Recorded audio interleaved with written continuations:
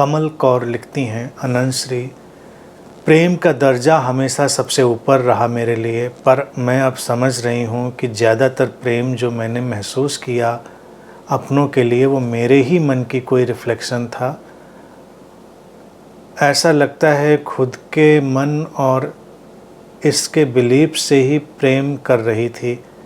Idealism बहुत था, sacrifice बहुत थी, खुद ही को अपनी आँखों में बड़ा चढ़ाने की चाहत थी। अब अपने आप को इस क्वेश्चन से निकाल के अपने प्रेम को देखने की कोशिश करती हूँ। ये क्वेश्चन बार बार पूछती हूँ, हाँ मैं तो हूँ इस प्रेम में, पर जिससे प्रेम है वो कहाँ है? जिससे प्रेम है वो कहाँ है? जिससे प्रेम है वो कहाँ है ना? पहली चीज़ तो प्रेम है, तो प्रेम अनेक अनेक रूपों में भी घटेगा। और प्रेम एक ऐसा शब्द है जो सबसे ज़्यादा गलत समझा गया। जैसे हमेशा मैं कहता हूँ प्रेम परमात्मा है, परमात्मा के बारे में भी सारी खुराफात है, प्रेम के बारे में भी सारी खुराफात है। अपनी अपनी डेफिनेशन है, अपने अपने सब उसके रंग ढंग हैं। तो प्रेम माने क्या? ज़्यादातर तो लोग अपनी ही किसी परिभाषा, मान्यता, अपनी किसी उचंग, अपनी किसी झक, अपनी किसी क्रेजीनेस, उसको ही प्रेम का नाम दे रहे होते हैं। तो इसलिए मैं अक्सर एक मजाक में बात कहता हूँ कि लोग एक दूसरे की घृणा के ही शिकार नहीं होते, कभी कभी वो प्रेम के भी शिकार हो जाते हैं। घृणा और क्रोध भी बुलडोजर की तरह कभी कभी आते हैं, और कभी प्रेम भी बुलडोजर की तरह आता, रौंदता हुआ चला जाता है।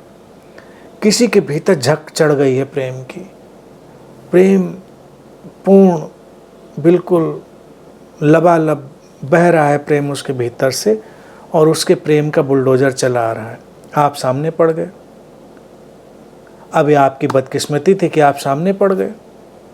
अब प्रेम तो उसके भीतर से ऐसे आ रहा था, वो तो अब अपना काम करेगा, वो आपको रौंदता हुआ चला जाएगा।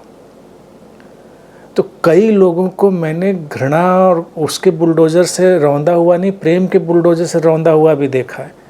बुलडोजर चला गया, फिर गायब, ख़त्म। इधर ये व्यक्ति पड़ा, पापड़ बना हुआ पड़ा है, उसको पता ही नहीं हुआ क्या।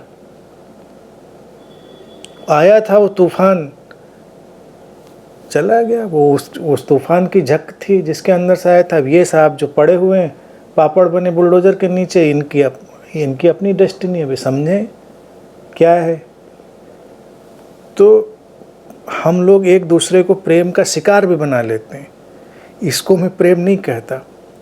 प्रेम एक अतिशय संवेदनशीलता की स्थिति है, और अब जो बात लिखी है वो बिल्कुल सही है। ये मुकाम ठीक है। ये सारे जो चीज़ें टूट फूट कर बन रही हैं ना, तो एक नए निर्माण की तरफ आप बढ़ रही हैं, तो वो अच्छी बात है। ये कुछ नया रचा जाएगा। और इसीलिए जब मैंने कहा था कि सीरीज़ बुद्ध पूर्णिमा के बाद लेते हैं चारों स्तंभों के बारे में, तो उसमें प्रेम का भी मेरा एक स्तंभ है, तो उस पर फिर बहुत विस्तार से बात करेंगे। तो एक एक चीज़ फिर स्पष्ट होगी कि प्रेम माने क्या, प्रसन्नता माने क्या। दांत चियारे घूमना, निकाले घूमना प्रसन्नता है? हमेशा नाचते हुए घूमना प्रसन्नता है? प्रसन्नता क्या है? शांति, कोई जिए मरे अपन से क्या लेना देना, ये शांति है? ये शांति कुछ और है। क्या है शांति? तो ये सारे बिंदुओं को जो हम फिर एक एक करके एक्सप्लोर करेंगे। बाकी खुश रहिए। और प्रेम रहेगा तो जिससे प्रेम है वो भी घटेगा ही, कुछ अस्तित्वगत ढंग से, कोई नहीं जानता क्या और कैसे।